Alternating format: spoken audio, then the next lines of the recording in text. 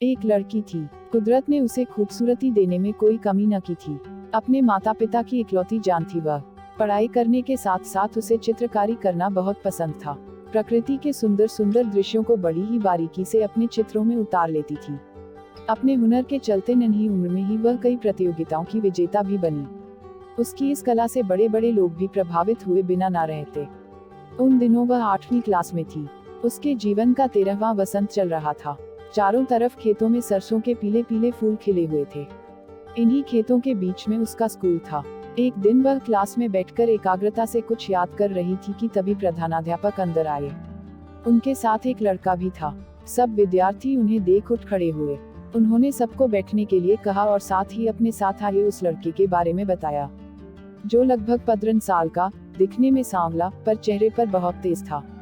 उसकी आंखों में भविष्य के ढेर सारे सपने थे। इतनी कम उम्र में उसने किताब लिख डाली थी, जिसके प्रचार प्रसार के सिलसिले में वह बहुत दूर से आया था।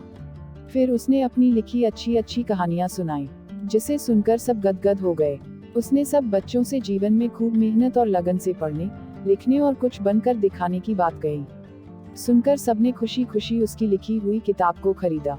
उस लड़की ने भी। फिर वह लड़का भविष्य में फिर अपनी नई किताब के साथ आने को बोलकर तो चला गया, पर उस लड़की के मन मंदिर में अपनी मूरत छोड़ गया। वह उस लड़के को खूब याद करती, उसकी किताब को बार बार पढ़ती और उसमें छपी उसकी फोटो को देखते हुए उसका जीना भरता। वह हमेशा यही ख्वाब देखती कि काश उस लड़के से उसकी शादी हो जाती तो वह खूब कहानियां लिखता और वह उसकी कहानियों के लिए सुंदर सुंदर चित्र बनाती। शायद इसीलिए क्योंकि उसके सपने और अरमान उस लड़के के सपनों से बहुत मिलते जुलते थे। समय पंख लगाकर उड़ता रहा। वह उस लड़के का इंतजार करती रही। रोज भगवान से उसकी नई किताब के लिए प्रार्थना करती। धीरे धीरे दिन, महीने और साल गुजर गए, पर वह लड़का फिर कभी नहीं आया। अब वह स्कूल से कॉलेज में पहुंच गई। अब वह काफी बड़ी और पहले से ज्यादा खूबसूरत हो गई थी, पर ना जाने क्यों वह उस लड़के को कभी भूल ही नहीं पाती थी। आखिर ग्रेजुएशन के बाद उसके माता पिता ने अपनी प्यारी बेटी के हाथ पीले कर दिए। शादी के दिन वह उस लड़के को याद करके खूब रोई।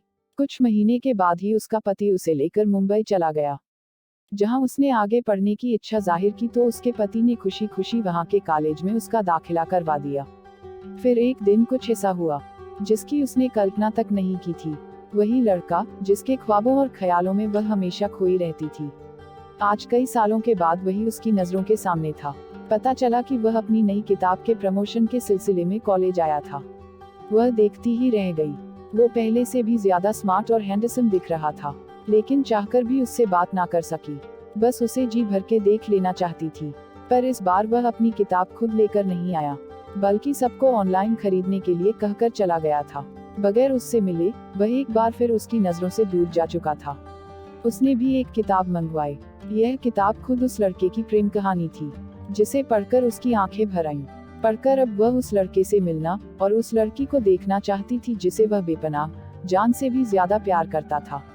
संयोग से कुछ दिन बाद ही वह अपने पति के साथ गेटवे ऑफ इंडिया घूमने गई। वहां अचानक उसे समुद्र की तरफ देखते हुए वह लड़का दिखा। उससे मिलने के लिए जैसे ही उसने अपने कदम आगे बढ़ाए कि अचानक एक बेहद खूबसूरत हसीन लड़की प्यार भरी मुस्कान बिखेरते हुए उस लड़के के पास आई। उसके हाथों में आइसक्रीम थी, जिसे दोनों बड़े ही प्यार से हंसी खुशी से खाने लगे। पहले तो वह उस लड़की की खूबसूरती को देखकर शर्मा गई। फिर उसे एहसास हुआ कि उस लड़की के आगे खुद वह कुछ भी नहीं है और उनका आपस में इतना असीम प्रेम देखकर उसे अपना प्यार नहीं के बराबर लगने लगा। उसे मानना पड़ा कि जोड़ी ऊपर वाला बनाता है और जो होता है अच्छे के लिए ही होता है, क्योंकि हम जिसे चाहते हैं वह हमें मिल जाए तो वो प्यार नहीं होता है, बल्कि हम जिसे चाहते हैं वह हमेशा खुश रहे, यही प्यार है। सोचते हुए उसके कदम पीछे की तरफ मुड़ गए, अपने पति की तरफ।